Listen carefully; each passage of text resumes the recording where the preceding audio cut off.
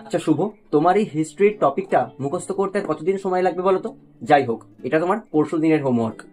যাও মাকে ডাকো। এই তো আপনি এসে গেছেন। শুনুন, কালকে আমি আসবো না, কাল ওর ছুটি থাকবে। কেন? তার কারণ কাল আমার একটু বেরোনোর আছে, পয়লা বৈশাখের কেনাকাটা। না, আমাকে যেতেই হবে। কেন? হ্যাঁ আমি জানি তো, ওর সিলেবাস শেষ হয়নি। আর কি করে শেষ হবে বলুন তো? আপনি তো ওর প্রত্যেকটা ক্লাসই প্রায় অফ করিয়ে রাখেন। রোজই আমাকে ফোন করে বলেন আজকে বাড়িতে গেস্ট এসছে, ওর ছুটি। আজকে আপনাদের বাড়িতে পিঠে উৎসব, ওর ছুটি। আপনারা সপ্তাহে 3 দিন শপিং করতে যাবেন, ওর ছুটি। আপনাদের সপ্তাহে 4-5 দিন হ্যাংওভার করার ইচ্ছে হবে, ওর ছুটি। তা এভাবে প্রত্যেকদিন ক্লাসগুলো অফ করলে ও কি ভগবান? না আমি ভগবান? সিলেবাস শেষ করিয়ে দেবো। আর আপনার ছেলের যে সিলেবাসের অবস্থা, তাতে ওর রোজ এখন ক্লাস করলেও না সিলেবাস শেষ হবে না, বরং ওকে ওভার টাইম করতে হবে। এবার আপনাকে যখন আমি এক্সট্রা ক্লাসের কথা বলি, তখন আপনি কি বলেন?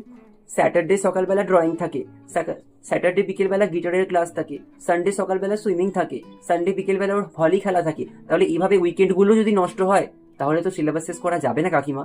আপনি খেলা, আঁকা, গিটার সবগুলোকে বজায় রাখছেন, আর উইকডেজের পড়ার ডেটগুলোকে আপনি ছুটি করে দিচ্ছেন। আর এবার যখন আমি নিজের ছুটির কথা বলছি একদিন, তখন আপনি বেঁকে বসছেন। আপনি কি ভাবছেন মাইনে দিয়ে আমাকে রেখেছেন বলে আমার কোনো ছুটি থাকতে পারে না? বেসরকারি জায়গায় কাজ করলেও এমপ্লয়ীদের জন্য কিছু বরাদ্দ ছুটি থাকে, যেখানে আমরা টিউশন টিচাররা তার একটা ছুটিও পাই না। যাই হোক, আপনি আপনার ছেলের এই ছুটিগুলোকে বন্ধ করুন, আপনার নিজের ছুটিগুলোকে বন্ধ করুন। আমার না। আমার দায়িত্ব যখন ছেলেকে দিয়েছেন, আমি ঠিকই ওর সিলেবাস শেষ করিয়ে ওকে পাস করানোর দায়িত্ব নেব। যাই হোক, আর আপনারাও মনে রাখবেন, টিউশন টিচারদেরও ছুটির দরকার হয়।